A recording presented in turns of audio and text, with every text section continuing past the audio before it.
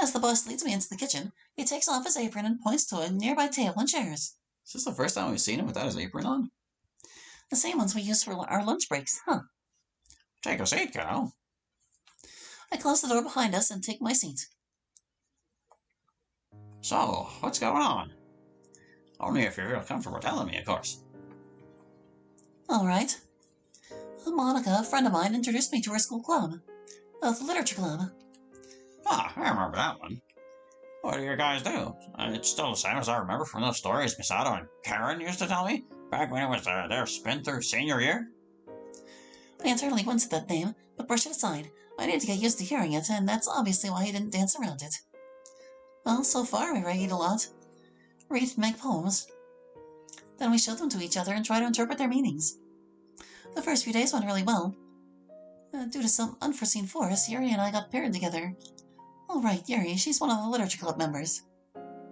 Sounds like a fun place, I reckon. Yeah, the literature club is fun. It's just, I think, I'm starting to feel something for Yuri. The boss looks at me with mild surprise, but he doesn't speak. He only gestures for me to continue speaking, so I do.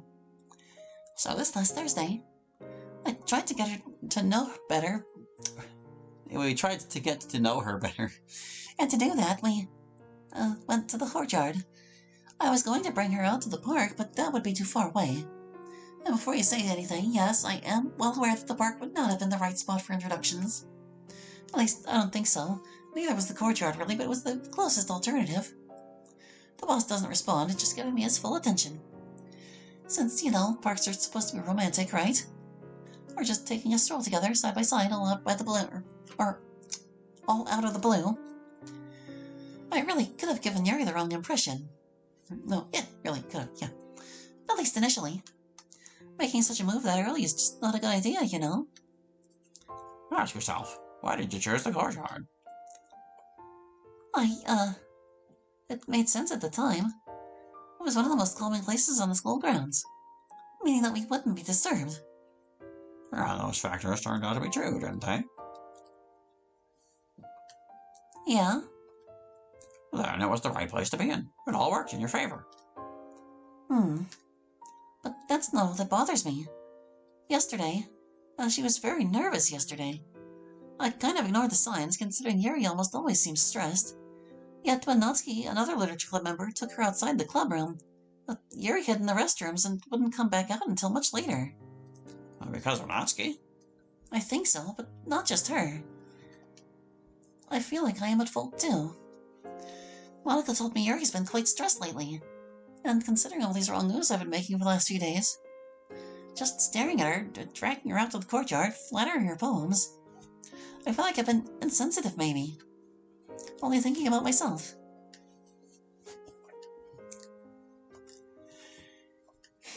Kid, from what I'm hearing, you aren't doing anything wrong. They did it just a moment ago too, but these definitely read better as I'm instead of I am. I am is just like so formal and robotic. Huh? You didn't know she was so stressed, did you? No, I didn't. Then how could you have possibly foreseen this? I feel like it's my fault. If I left her alone, maybe she wouldn't have such a hard time. And then the boss cuts me off. Oh, kiddo. I know this kind of thing is common for people your age, but nothing in life will go perfect. However much you try, there's just so much you don't know yet. So much you won't ever know. The boss takes a glance, then returns his gaze to me. Even I have that issue. I do something and it only seems to make things worse. Because I lack information. But that doesn't mean it was wrong. Like fixing someone a cake, only to find out they don't like cake. But... Wait a second there. I know exactly what you want to say. That means you don't know them well enough. If you knew them well enough, you'd know not to make fun or make them cake, right? Yeah. You're right, kiddo. There's only one solution for that. He takes a deep sigh. Getting closer. Getting to know them better. Spend time with them. Yeah, sometimes that brings up hardships, both new and old. But I've known you for a lifetime, Melody. I'm sure you'll withstand it all. It'll turn out fine in the end, kiddo. My advice, support that girl, Yuri. I find myself flustering a little, but I try to maintain my composure. I take a deep breath. I'm not sure. He looks at the time. 3:30, huh? Seems it's time to go on home. I want you to think about it. Sit down somewhere calm and think back. I silently nod as Boss gives a smile. Well, enough blabbering for me. Let's enjoy some free time. Unless you want more off your chest. No, I think I said everything I wanted to. Thank you, Boss. I give him a warm smile to show my appreciation. He returns that smile. Saturdays always have this strange melancholy. Rarely having any contacts with friends, getting unshaken support from the boss. Let's just enjoy some TV, all right? As I go to open the door, I hear some strange noises before getting tackled from behind. Ah! Get off of me! Never! As I turn my head, I see a certain blonde. Meals? Yes, no. Get off me, please. Okay.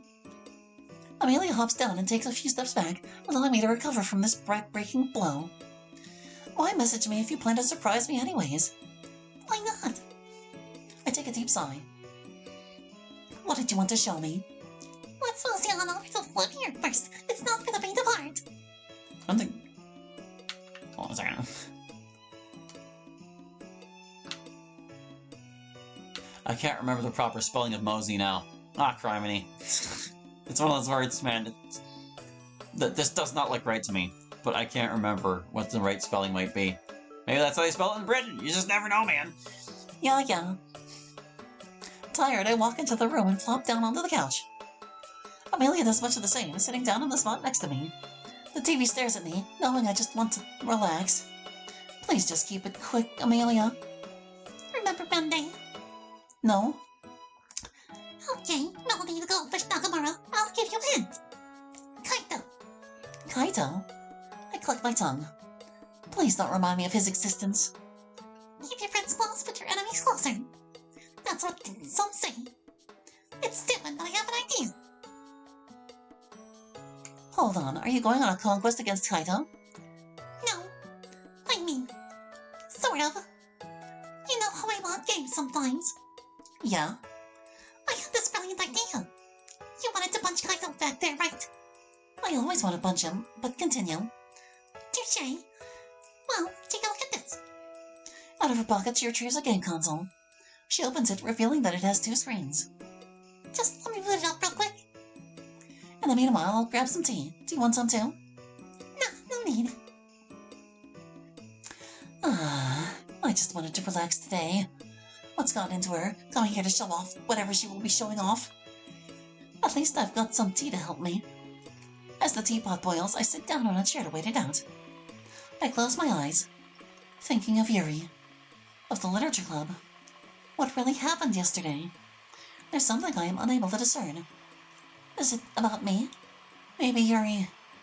Hey, are you still coming now? Stop calling me Melody, damn it. What's with everyone's obsession with that lately? I sigh, pouring my tea, and heading back to face Amelia. Sitting next to the girl, I glance over at her console. So, what did you want to show me so badly? Look at this. She shows the screen, showing a fighting game. Wait, is that Kaito? In the character roster, there's one character that is the face of Kaito, and one with my face. Poorly modeled at that, but if you squint, you can almost be convinced that they are official characters. Here, beat him up! Pardon? What? Amelia shoves the console into my hands. I've never put... I'm sure you'll get the hang of it. Okay. I pick myself as my character and Kaito as my opponent and start playing. Isn't this illegal? Playing games? No, I meant our likenesses in the game. Where did you even find this image of mine? You see, I've stolen Kaito's from social media, and yours I have lying around somewhere. It's not illegal, but I promise. Unless we release it to the public. Would you care to repeat that? Oh, nothing, don't worry. After I beat up Kaito some more, in-game, losing and winning several times, I look at the time. It's 10:30. On the verge of yawning, I pause the game and look at Amelia. Amelia, I think it's about time I get some sleep. Really? Don't you like all-nighters? Cut some screws loose in that dome of yours. Maybe. If you say so, I think I'll go home then. I give her the console back. That was strangely fun. Thanks, dude. We'll meet up on others and do it next time. But that sounds like far too much effort for what it's worth. This is easier than you think, but okay. You sure are a tough crowd to please. You need to sleep, or you two need sleep, you know. It's proven that adults need at least 7 hours of... Yeah, mother, I'll sleep on time. But only today. As Amelia grabs her stuff, she opens the door and leaves. Wait, Amelia? She stops halfway on the walkway, turning back to look at me. Yeah. Isn't it late out? I can manage. I can barely hear her. Come back here so we can talk. Fine. Amelia walks back over to me, a mix of confusion and mild irritation on her face. So what was the issue? You can't just walk out this late on your own, you know. Your house isn't next door. Yeah, then what do you propose? Maybe you can stay at my place for the night. I have a spare bed and... I'll pass on that. No hard feelings or anything, but my sister would be dead worried about me if I didn't get home tonight. How about you just call her and tell her where you are? Then, what about a taxi? I could hail one over for... No, don't do that. Don't. I can pay for the taxi myself, okay? I let out a sigh. You sure? Absolutely positively. All right. At least stay here until the taxi comes by. Amelia rolls her eyes. All right, Mom. After a few minutes, the taxi arrives. Amelia grabs her stuff and turns around to wave at me, then walks out the door. I wave at her as she enters the taxi, driving off into the distance, then close the door behind me. I dress into some comfortable clothes, head into bed, and think back on this whole day. So tired. Thanks for that, Amelia. I think back to my conversation with the boss. Never did expect him to be so understanding. Is it true that I should just worry less and get to know Yuri better? Yeah, I'll try my best. Sunday the 29th.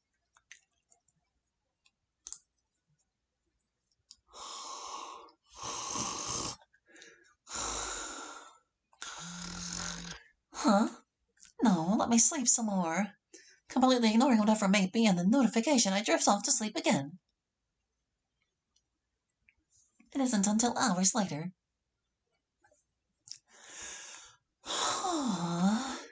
I get dressed as usual and look outside. Why is it so bright out? One glance at my phone shows the time. 1 in the p.m. Geez, seems I really needed that sleep. Wait, I grab my phone and see a text. Hey everyone, the Cultural Festival is soon upon us, and for that, we need supplies for our preparation. Who would like to go shopping with me? I was thinking sometime around 4 p.m. I'm in! So that's what was buzzing earlier today. Didn't imagine Monica to be the type to spontaneously plan things on the same day. Well, I have nothing else to do today, so... Sure. Pardon me, I need a yawn too. I'm sure glad I didn't wake up at 3. While I quickly fix and eat some breakfast, I wonder about something. The festival. What is it that about? I guess I'll find out eventually. As 4 p.m. nears, I head over to the mall. The mall, rather. It's quite busy today.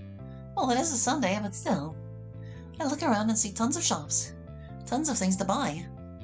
And things not to buy. Malls seem to have everything, huh? I wonder why I never go to the malls. The last time I stepped foot in here was... Let's not approach that today. As I take another step, I look inside the stores. Busyness to the max in the clothing stores. The supermarkets could be described as health hazards. Oh, and the restaurants never have clean tables. I remember why I never go to malls now. I'm seeing, glad you made it. Monica rushes to catch up with me. I must have been speed walking while observing my surroundings. Glad to see you too. Seen CR yet? Nuh-uh. But she'll be here soon. She's never one to come too late. I think you're right. Let's go sit on that bench while we wait.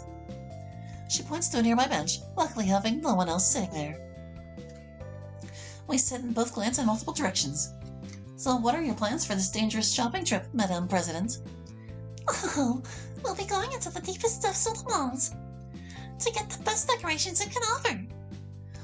Look, I know I'm supposed to know this, but I've never cared enough to ask before this year. What is the Culture Festival anyway? I'm glad you asked. Monica smiles, her hands on her lap. It's a day when we'll introduce the Literature Club to everyone. Everyone? Everyone interested, that is. We'll show them what we usually do in the club and get them interested. That sounds difficult. Monica nods in agreement. And that's why we need to prepare for it. And what better way to start than with decorations? Before we realize it, a wild Zuri appears. Hey-o! Whoa! Where did you come from? Zuri smirks. Some call me the master of sneaking, but in truth I can teleport. I'm sure you can, Sayori. Glad you made it, Sayori. Now that we're all here, how about we go? Yeah! We stand up and follow Monica. First stop, decorations. Wait, did she say where they were going to, or did you just read that wrong? No, she's just... How about we go? Yeah, I just read it with the wrong intonation. We're good. Eh.